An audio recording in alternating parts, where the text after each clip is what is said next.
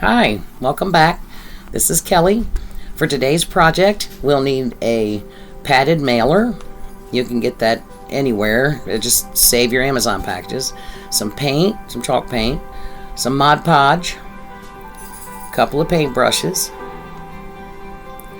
I got this paper at Temu. You can use little scraps of paper like this or any image you like. You can print it on your printer, whatever you have on hand. Some jute twine, some Spanish moss, and various florals. Again, whatever you prefer, whatever you happen to have. I got the yellow flowers at Michael's, the white and yellow at Hobby Lobby. The white flowers, I already moved them off screen. They came from Joann's. And these leafy branches, they came from Temu.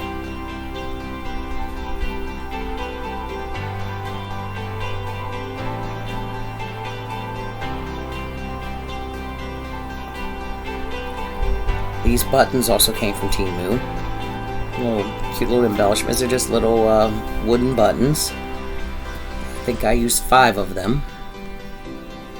Some wire snips, Harbor Freight, best price you're going to get. You don't need anything fancy. Utility knife and or a pair of scissors. Okay, let's get started.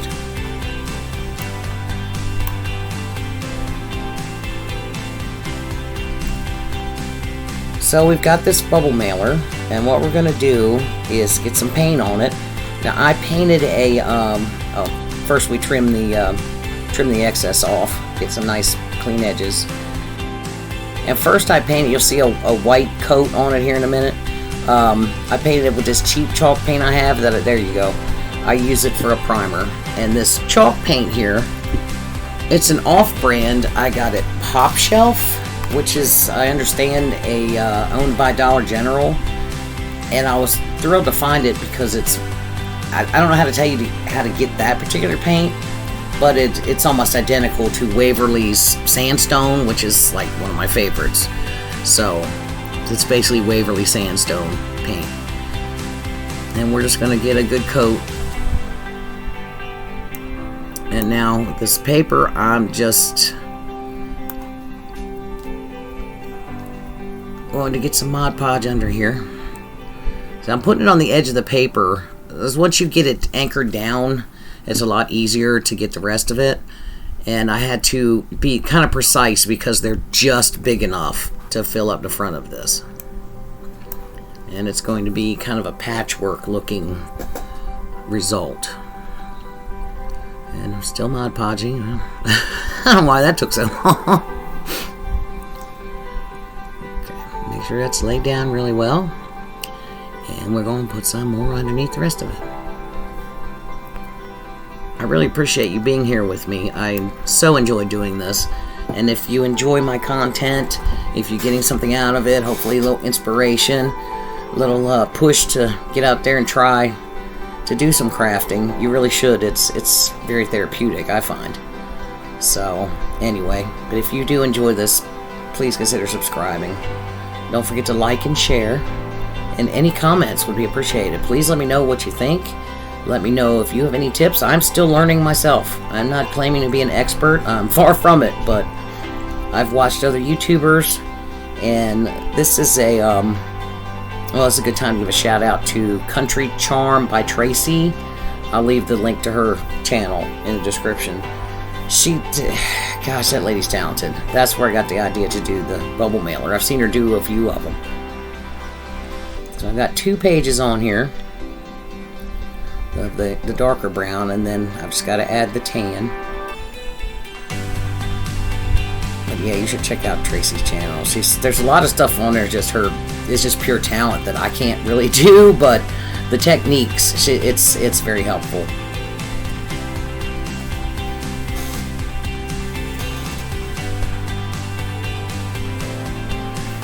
Yeah, I'm still learning as I go. I just enjoy doing it. I just decided, let me just start filming it. So this is, I'm trying this out for the first time, so I'm pretty pleased how it came out. But I enjoyed it. That's the main thing. And if you're making something just for you and you like it, it doesn't matter what other people think. You use the materials and colors and paint that you like. Flowers, you want some bright pink, some red, whatever matches your decor. If you're giving it for a gift, you might want to do something neutral like I'm doing here, but you go with what you like and what you know. I love decoupaging. I don't know what it is. I love doing it. I've got to do a busted canvas. That's like my favorite thing to do. And it's all decoupage all day pretty much. So boy, I'm spending a lot of time on this Mod Podge situation. Sorry about that. I mean, you get the idea. I don't need to do that all day for you. So I think we're skipped. There we go. Alright. All 4 pieces are down finally. Somehow that took a minute. That's okay. Everybody has their own pace. You just turn on a show in the background, some music, and just lose yourself in it. That's how I do. So now we're just going to put a nice coat of Mod Podge over top the entire front. And it's not a bad idea to go ahead and put a coat of Mod Podge on the back as well. It'll seal down that paint. I wouldn't recommend this going outdoors anywhere, but I doubt anybody would try to hang it out. It's too small to go outside probably. But yeah, you can get, this is just like a, I don't know, 9x7 I think mailer. But if you get something from Amazon that's more like a 12x12, then you can get a whole lot of flowers in there. As long as you can open it up, put a little green floral foam down in there, you're good. So you want to let that dry, or you can use a heating tool, which my heating tool is my hair dryer. And you don't have to go spend money on special equipment. So it's all dry, and I picked out my 5 buttons that I'm going to place on here. So I'm just going to glue down all but the one in the center. We're going to make a little jute bow to go underneath the center button here in a few minutes.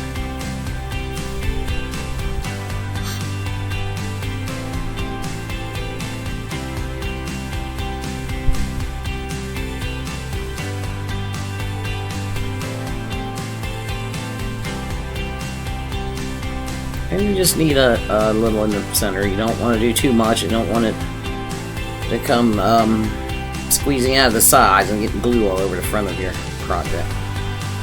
So now this, I use 2 different kinds of jute twine.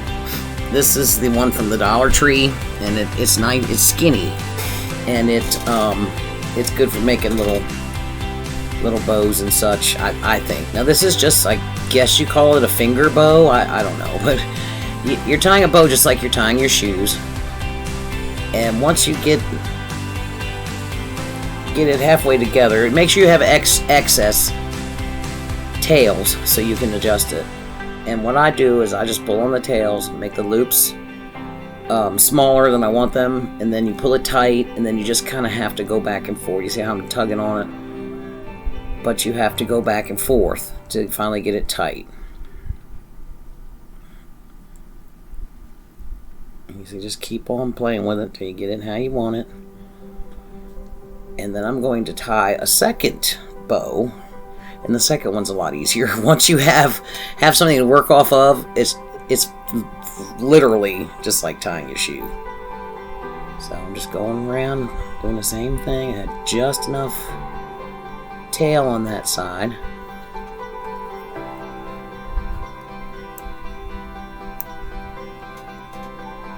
A little adjustment there.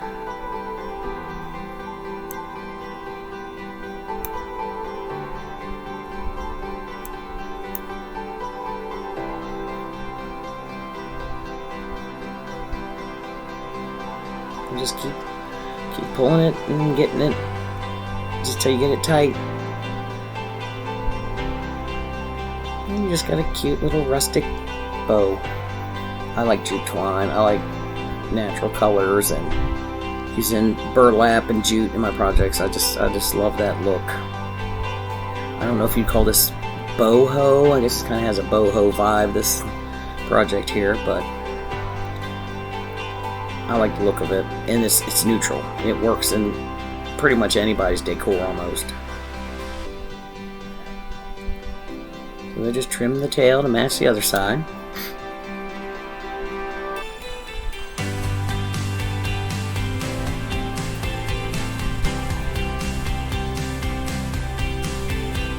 And glue it down.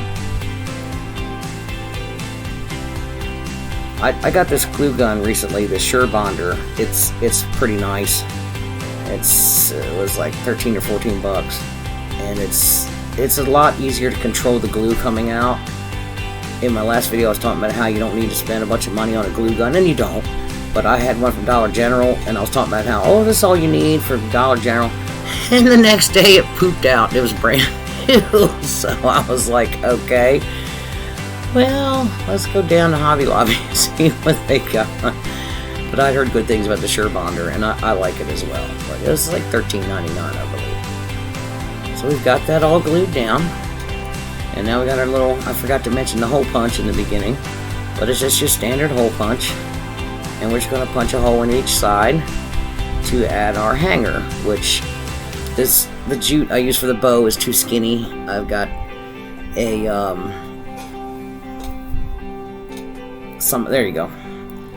I got this from Walmart. It's a lot heavier because you want to tie a knot and not have it go through that hole. So you get cut off more than you need, because if it's too long, it's easy to shorten. Or you can even do it at the end. You can do it after you put the flowers in. Add the twine if you like. But I just made mine a little longer than I thought I'd need, and then I could go back and adjust it if I needed to, and then I didn't really need to. So you just pull it back through the other side and tie a knot on that side. And that's it. So I got this floral foam from the Dollar Tree. You get like 3 blocks for $1.25, and that's all you need. And I'm just going to shave off the corners, round it off a little bit.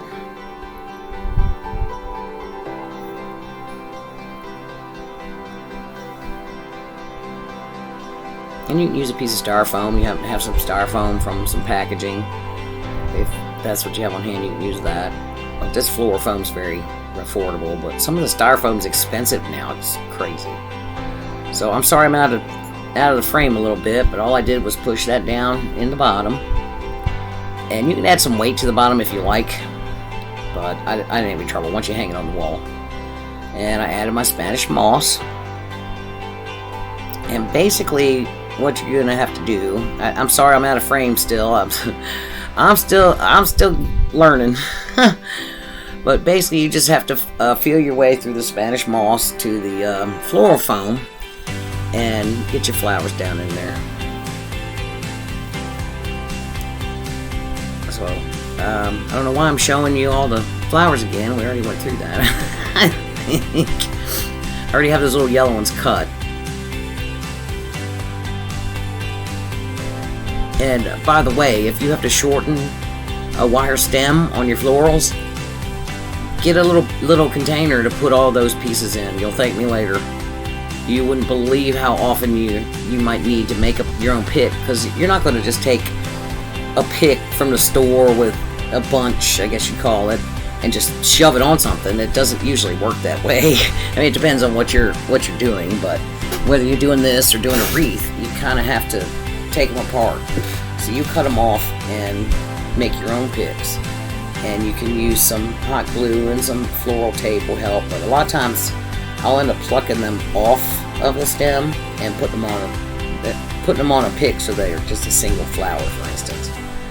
So again, I'm out of the damn frame.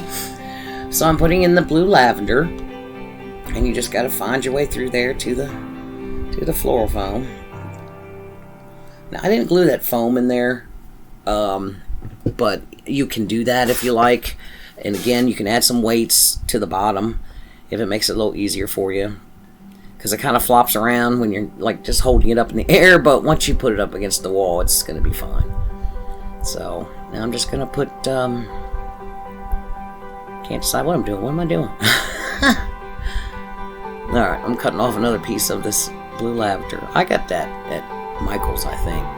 they had a big sale, and it was like, oh, I went crazy. I got some purple and some blue, and I got these really pretty little bushes with these little, I guess you call them berries. I don't know. I didn't use them in this project, but just got armfuls of of some floral that day. And those yellow ones I got there on clearance too. Those yellow flowers. So, and I'm adjusting it. It's on that pick, and it slid all the way down. And so just fluffing it up and pulling that to make it a little taller. Nope, made it too tall. Let's fix that real quick. Okay. And just find a spot, put it in there.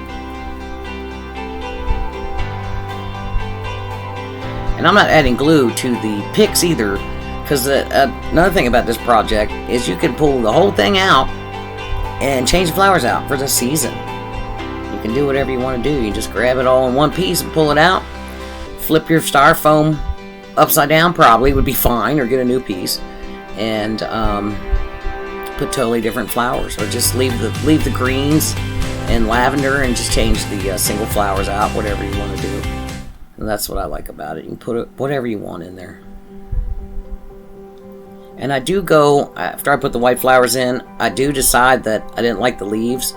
So you'll see me pull them back out and take the leaves off and put them back in there. So these little white with yellow flowers, oh, I just love them.